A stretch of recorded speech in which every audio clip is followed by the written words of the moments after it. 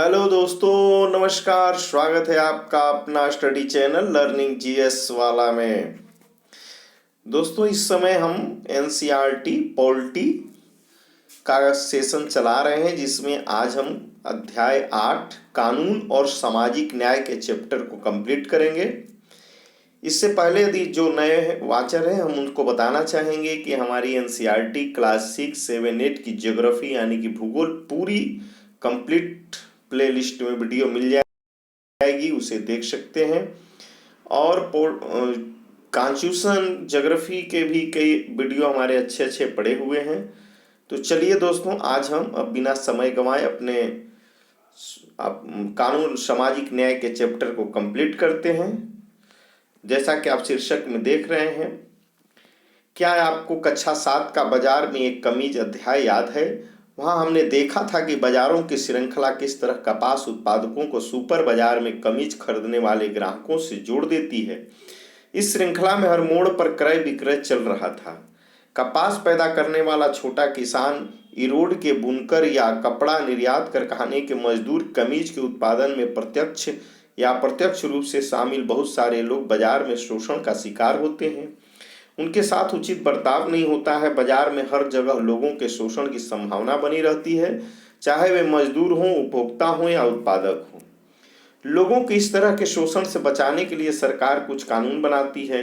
इन कानूनों के जरिए इस बात की कोशिश की जाती है कि बाजार में अनुचित तौर तरीकों पर अंकुश लगाया जाए। ये देखिए, ये आइए बाजार की एक आम स्थिति को देखें जिसमें कानून बहुत मायने रखता है। मसला मजदूरों के मेहनताना का है। निजी कंपनियां, ठेकेदार, कारोबारी लोग आमतौर पर ज़्यादा से ज़्यादा मुनाफा कमाने की कोशिश करते हैं। मुनाफे की चाह में कई बार वे मजदूरों को उनका हक नहीं देते और कई बार तो उनका मेहनताना तक नहीं देते। मजदूरों को उनके मेहनताना न देना कानून की नज़र में गैर कानूनी या गलत है। मजदूरों को मेहनताना कम न मिले या उनको वाजिब मेहनताना मिले, इस बात को सुनिश्चित करने के लिए न्यूनतम वेतन का भी एक कानून बनाया गया है। तो यहाँ से प्रश्न बनता है दोस्तों कि मजदूरों के मेहनताना के लिए कौन सा कानून है? तो वह न्यूनतम वेतन का कानून बनाया गया है। इस कानून के तहत किसी भी मजदूर को न्यूनतम वेतन से कम मजदूरी नहीं दी जा सकती है। न्यूनतम वेतन में हर कुछ साल में बढ़ोतरी कर दी जाती है। जिस तरह मजदूरों को सुरक्षा प्रदान करने के लिए न्यूनतम वेतन का कानून बनाया गया है, उसी तरह बाजार में उत्पादकों और उपभोक्ताओं के हितों की रक्षा के लिए भी कानून बनाए गए हैं। इन कानूनों के जरिए मजदूर, उपभोक्ता और उत्पादक तीनों के संबंध को इस तरह संचालित किया जाता है कि उनमें से किसी का शोषण न हो। ये देखिए, चलिए आगे चलते हैं। तालिका ये दिया गया है। कानून, इसकी जरूरत क्यों है? यह कानून किसके हित में है? तो कानून न्यूनतम मेहनताना कानून, इसमें यह निश्चित किया गया है कि किसी का भी मेहनताना एक निर्धारित न्यूनतम राशि से कम नहीं होना चाहिए। इसकी जरूरत क्यों पड़ी? तो बहुत सारे मजदूरों को उनके मालिक सही मेहनताना नहीं देते। चूंकि मजदूरों को काम की जरूरत होती है, इसलिए वे सौदेबाजी भी नहीं कर पाते और बहुत कम मजदूरी पर ही काम करने को तैयार हो जाते हैं। यह कानून किसके हित में है? तो यह कानून सारे मजदूरों, खासतौर से खेत मजदूरों, निर्माण मजदूरों, फैक्ट्री मजदूरों, घरेलू नौकरों आदि के हितों की रक्षा के लिए बनाया गया है। तो यहाँ से ये प्रश्न पूछा जाता है कि न्यूनतम मजदूरी का कानून किसके लिए है? तो खेत मजदूर, निर्माण मजदूर, फैक्ट्री मजदूर और घरेलू नौकर। घरेलू नौकरों के लिए भी ये ध्यान रखिएगा। अब कार्यस्थल पर कानून क्यों बनाया गया? तो कार्यस्थल पर पर्याप्त सुरक्षा व्यवस्था का इंतजाम वाले कानून, उदाहरण के लिए चेतावनी, अलार्म, आपातकालीन द्वारा आदि सही ढंग से काम कर रहे हैं को कार्यस्थल पर पर्याप्त सुरक्षा व्यवस्था का इंतजाम वाले कानून। इनके फिर चीज़ों की गुणवत्ता निर्धारित मानकों के अनुरूप होनी चाहिए बताने वाले कानून, उदाहरण के लिए विद्युत उपकरण सुरक्षा मानकों के अनुरूप होना चाहिए। तो ये गुणवत्ता के लिए यह क्यों बनाया गया? तो विद्युत उपकरणों, भोजन, दवाई आदि की खराब गुणवत्ता के कारण उपभोक्ता का जीवन खतरे में न पड़े। जरूरी चीज़ों जैसे चीनी, मिट्टी का तेल, अनाज आदि की कीमतों को नियंत्रण में रखने वाले कानून, इसे ऐसे गरीबों के हितों की रक्षा के लिए किन चीज़ों की भारी कीमत वहन न कर सकते। ऐसे कानून जो फैक्ट्रियों को हवा या पानी में प्रदूषण फैलाने से रोकता है, कार्यस्थल पर बाल मजदूरी को रोकने वाले कानून, मजदूर यूनियन संगठन बनाने से संबंधित कानून। यह क्यों बनाया गया? तो यूनियनों में संगठित होकर मजदूर अपनी संयुक्त ताकत के सहारे सही वेतन और बेहतर कार्य स्थिति के लिए आवाज उठा सकें। इस प्रकार से यह कानून बना था। चलिए आगे चलते हैं। कानून बना देना ही काफी नहीं होता है, सरकार को यह भी सुनिश्चित करना होता है कि कानूनों को लागू किया जाए। इसका मतलब यह है कि कानून को लागू किया जाना बहुत जरूरी होता है। जब कोई कानून ताकतवर लोगों के से कमजोर लोगों की रक्षा के लिए बनाया जाता है तो उसको लागू करना और भी महत्वपूर्ण बन जाता है। उदाहरण के लिए प्रत्येक मजदूर को सही वेतन मिले, यह सुनिश्चित करने के लिए सरकार को कार्यस्थलों का नियमित रूप से निरीक्षण करना चाहिए और अगर कोई कानून का उल्लंघन करता है तो उसको सजा देनी चाहिए।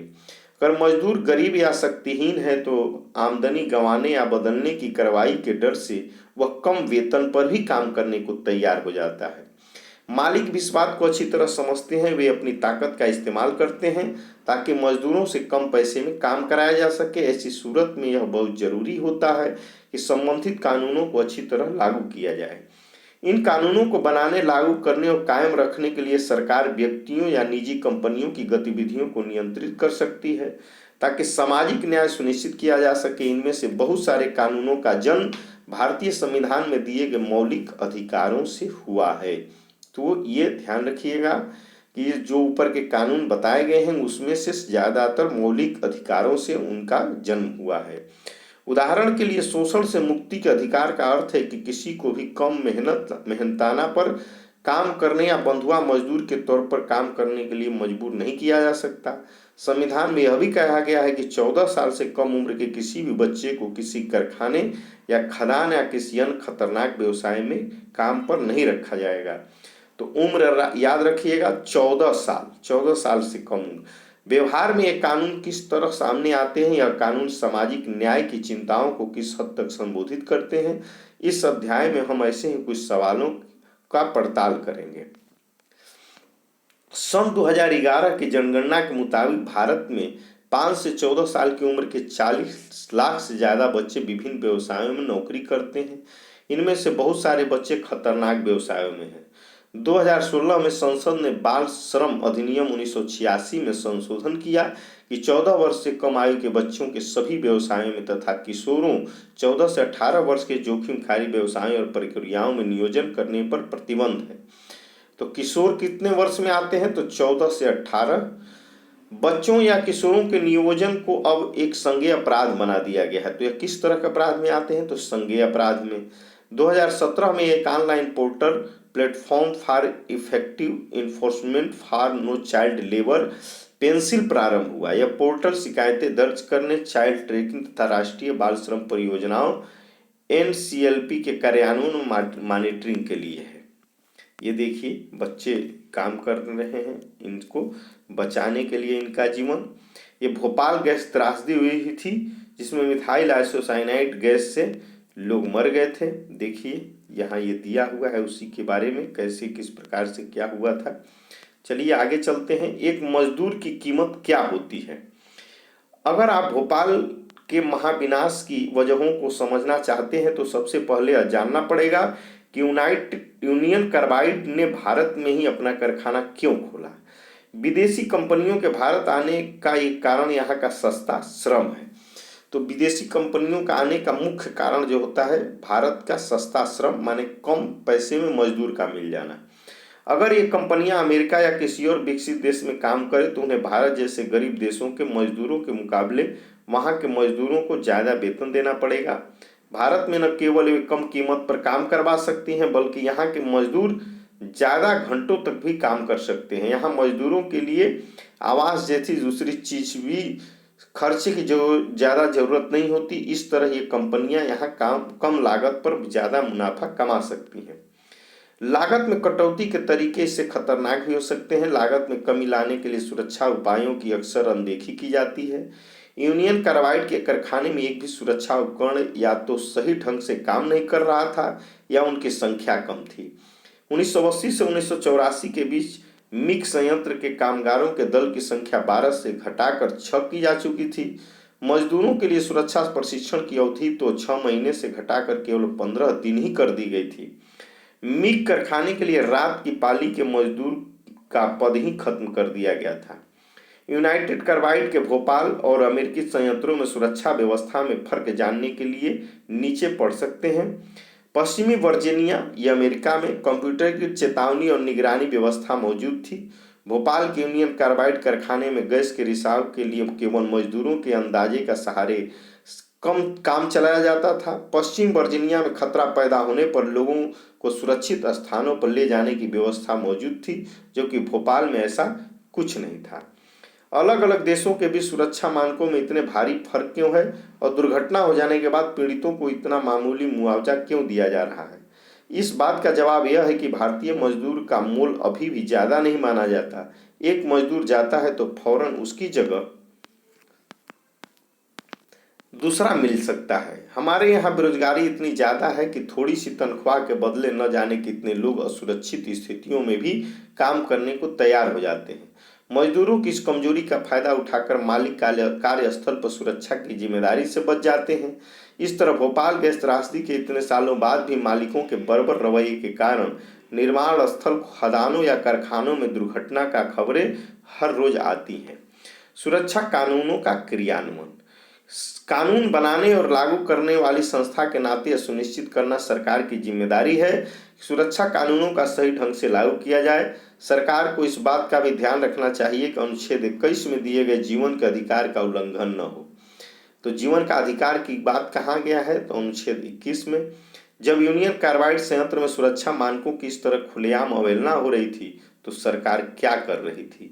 पहली बात, भारत में सुरक्षा कानून ढीले थे। दूसरा, उन कमजोर सुरक्षा कानूनों को भी ठीक से लागू नहीं किया जा रहा था। सरकारी अफसर इस कारखाने को खतरनाक कारखानों की श्रेणी में रखने को भी तैयार नहीं थे। इस कारखाने को घनी आबादी वाले इलाके में खोलने पर उन्हें कोई एतराज नहीं किया। जब भोपाल के कुछ नगर निगम अधिकारियों ने इस बात पर उंगली उठाई कि 1978 में मिग उत्पादन कारखाने की स्थापना सुरक्षा मानकों के खिलाफ थी, तो सरकार का कहना था कि प्रदेश को भोपाल के संयंत्र में लगातार निवेश चाहिए ताकि रोजगार मिलते रहे। सरकार की राय में यूनियन कार्बाइड से इस बात की मांग करना असंभव था कि वह साफ सुथरी तकनीक या ज़्यादा सुरक्षित प्रक्रियाओं की अपनाए। सरकारी निरीक्षक कारखाने में अपनाई जा रहे दोषपूर्ण प्रक्रियाओं को बार बार मंजूरी देते रहे। जब कारखाने में बार बार गैस का रिसाव होने लगा और सबको यह बात समझ में आ चुकी थी कि कहीं कुछ भारी गड़बड़ी चल रही है, तब भी निरीक्षकों के कान पर जू तक नहीं रेंगी। कानून बना रहे और उनको लागू करने वाली संस्था के लिए रवैया सही नहीं है। लोगों के हितों की रक्षा करने के बजाय सरकार और निजी कंपनी दोनों ही उनकी सुरक्षा का नजरअंदाज करती जा रही थी। यह हरगिज अच्छी स्थिति नहीं है। जब भारत में स्थानीय और विदेशी व्यवसायी नए नए कारखाने खोलते जा रहे हैं तो मजदूरों के अधिकारों की रक्षा करने वाला सख्त कानून और उनके ज़्यादा बेहतर क्रियान्वयन की जरूरत और बढ़ गई है। पर्यावरण की रक्षा के लिए कानून। 1984 में हमारे पास पर्यावरण की रक्षा के लिए बहुत कम कानून थे। इन कानूनों को लागू करने की व्यवस्था तो और भी कमजोर थी। पर्यावरण को एक मुफ्त चीज माना जाता था। किसी भी उद्योग को हवा पानी में प्रदूषण छोड़ने की खुली छूट मिली हुई थी।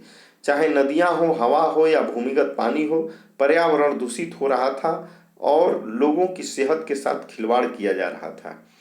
ढीले सुरक्षा मानकों से न केवल यूनियन कार्बाइड का फायदा मिला बल्कि उसे प्रदूषण से निपटने के लिए पैसा भी खर्च नहीं करना पड़ा। अमेरिका में यह कंपनी इस जिम्मेदारी से नहीं बच सकती थी। भोपाल त्रासदी ने पर्यावरण के मुद्दों को अगली कतार में ला दिया। कई लाख ऐसे लोग कारखाने से निकली जहरीली गैस का शिकार बन गए थे जो इस कारखाने से किसी भी तरह जुड़े नहीं थे। इससे लोगों को एहसास हुआ कि मौजूदा कानून चाहे कितने भी कमजोर हो, वो केवल मजदूरों से ही संबंधित है। उनमें उन आम लोगों के अधिकारों पर ध्यान नहीं दिया गया है जो औद्योगिक दुर्घटनाओं के कारण घायल होते हैं। पर्यावरणवादी कार्यकर्ताओं तथा अनेक लोगों के इस दबाव से निपटने के लिए भोपाल गैस त्रासदी के बाद भारत सरकार ने पर्यावरण के बारे में नए कानून बनाए। पर्यावरण को नुकसान पहुंचाने के लिए प्रदूषण फैलाने वालों को ही जिम्मेदारी माना जाने लगा। इसके पीछे समझ यह थी कि हमारे पर्यावरण पर अगली पीढ़ियों का भी हक बनता है और उसे केवल औद्योगिक विकास के लिए नष्ट नहीं किया जा सकता। अदालतों ने स्वस्थ पर्यावरण के अधिकार को जीवन के मौलिक अधिकार का हिस्सा बताते हुए कई महत्वपूर्ण फैसले दिए। तो पर्यावरण जो है वह जीवन के मौलिक अधिकार अनुच्छेद 21 के तहत ला दिया गया। एक केस है सुभाष कुमार बनाम बिहार राज्य 1991 के मुकदमे में सर्वोच्च न्यायालय ने कहा कि जीवन का अधिकार संविधान के अनुच्छेद 21 के तहत एक मौलिक अधिकार है और इसमें प्रदूषण मुक्त हवा और पानी का अधिकार भी शामिल है। यह सरकार की जिम्मेदारी है कि वह प्रदूषण पर अंकुश लगाने, नदियों को साफ करने रखने और जो दोषी हों उन पर भारी जुर्माना लगाने के लिए कानून और प्रक्रिया तय करे। इस प्रकार से जन सुविधा के रूप में पर्यावरण ये महत्वपूर्ण विशेष नहीं है। हम लोग आगे बढ़ते हैं। रोजगार छिन जाने के बाद बहुत सारे मजदूर छोटा मोटा व्यापार या दिहाड़ी मजदूरी करने लगते हैं। कुछ मजदूर को पहले से भी छोटे कारखानों में काम मिलता है, जहां के हालात पहले से ज़्यादा शोषण भरे होते हैं और जहां कानूनों की स्थिति और भी ज़्यादा कमजोर होती है। विकसित देश अपने विषैले और खतरनाक उद्योगों को विकासशील देशों में ले जा रहे हैं ताकि इस देश के कमजोर कानूनों का फायदा उठा सके और अपने देशों को साफ सुथरा रख सके। दक्षिण एशियाई देश खासतौर से भारत, बांग्लादेश और पाकिस्तान कीटनाशक, एस्बेस्टास बनाने वाले या जस्ते व शीशे का संसाधित करने वाले कारखाने को बड़े पैमाने पर अपने यहाँ बुला रहे हैं। तो किस तरह के कारखाने को? तो कीटनाशक, एस्बेस्टास और जस्ता व शीशा से संसाधित बने कारखाने को। चलिए निष्कर्ष क्या कहता है इसका? चाहे बाजार हो, दफ्तर हो या कोई कारखाना हो, बहुत सारी स्थितियों में लोगों को गलत तौर तरीके से बचाने के लिए कानून जरूरी होते हैं। निजी कंपनियां, ठेकेदार, व्यवसायी आदि ज्यादा मुनाफा कमाने के चक्कर में गलत हथकंडे भी अपनाने लगते हैं। उदाहरण के तौर पर वे मजदूरों को कम मेहनताना देते हैं, बच्चों से काम करवाते हैं, काम की स्थितियों पर ध्यान नहीं देते या पर्यावरण का ख्याल नहीं रखते और इस तरह आसपास के लोगों को भी नुकसान पहुंचाते हैं। ऐसे में सरकार की एक अहम जिम्मेदारी बनती है कि वह निजी कंपनियों के गलत तौर तरीकों को रोकने और सामाजिक न्याय प्रदान करने के लिए कानून बनाए, उनको लागू करे और उन पर निगरानी रखे। यानी न सरकार को केवल सही कानून बनाने चाहिए बल्कि उनको लागू भी करने चाहिए। अगर कानून कमजोर हो, उनको सही ढंग से लागू न किया जाए तो उनसे भारी नुकसान हो सकता है। भोपाल गैस त्रासदी इस बात का सबूत है। इस दिशा में सरकार की तो जिम्मेदारी बनती ही है। हम लोग भी दबाव डालकर निजी कंपनियों और सरकार दोनों की समाज के हित में काम करने के लिए बाध्य कर सकते हैं। जैसा कि हमने पहले देखा, पर्यावरण एक ऐसा विषय है जहां लोगों ने जनहित के लिए दबाव डाला और न्यायालयों ने भी स्वस्थ पर्यावरण के अधिकार को मौलिक अधिकार के रूप में जीवन का अभिन्न अंग माना। सुभाष सिंह बनाम बिहार राज्य 1991 का केस पर्यावरण से संबंधित है और इसी में पर्यावरण को जो है मौलिक अधिकार, जीवन के अधिकार में बताया गया था। इस बात को ध्यान रखिएगा। इस अध्याय में हमने इस बात पर जोर दिया कि लोगों को इस बात के लिए आवाज उठानी चाहिए कि स्वस्थ वातावरण की सुविधा सबको मिले। इसी तरह मजदूर अधिकारों यानी काम का अधिकार, सही मेहनताना और मानवोचित कार्य स्थिति का अधिकार के क्षेत्र में भी अभी हालात काफ़ी खराब है। लोगों को इस बात के लिए आवाज़ उठानी चाहिए कि कामगारों के अधिकारों की रक्षा के लिए सख्त कानून बनाए जाए ताकि सबको जीवन का अधिकार मिल सके। तो दोस्तों, आज का सेशन यही समाप्त होता है और इसको आप कंप्लीट अच्छे से, यहाँ से भी प्रश्न बनते हैं। जो हमारे नए वाचर हो चैनल पे तो दोस्तों सब्सक्राइब कर लें और बेल आइकन को दबा दें ताकि नोटिफिकेशन हमारी शाम की रोज एनसीईआरटी की वीडियो मिलती है वो आपको तुरंत मिल जाए और आप अध्ययन कर सकें। धन्यवाद दोस्तों, थैंक यू।